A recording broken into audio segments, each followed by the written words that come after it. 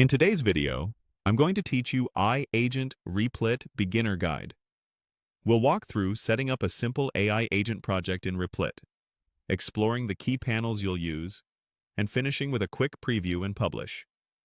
I'll keep things clear and beginner-friendly, so you can follow along even if this is your first time using Replit. First, head to the Replit homepage. Once you're there, look for the main button or area highlighted to start a new project. Click that to begin.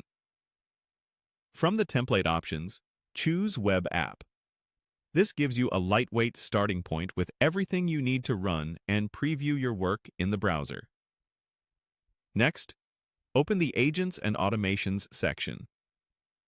If you're viewing a template gallery or a category panel, click Agents and Automations to filter and show relevant options. If it doesn't open the first time, click it again to make sure you're in the right place. This area is designed to help you build workflows and intelligent behaviors inside your app, and we're going to focus on the basics. You'll see a field ready for input. Type into the highlighted box. This is typically where you name your project or describe what your agent will do. Keep the name short and descriptive so it's easy to find later. When you're ready, click Start. Replit will spin up your workspace, install dependencies if needed, and open the editor.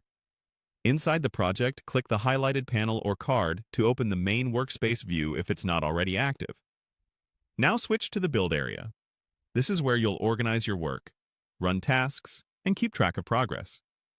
Within Build, select Make, Test, Iterate. Think of this as your development rhythm.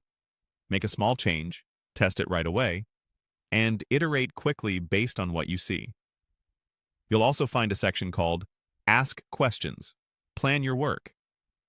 Click that to open a space where you can outline goals, draft a plan, and even pose questions to guide your next steps. Using this section helps you avoid scope creep and stay focused on what matters most for your agent. When you're ready to see the results, click Preview. A live preview window will open so you can interact with your web app and verify everything is working. If something looks off, jump back to the editor, make a quick fix, and preview again.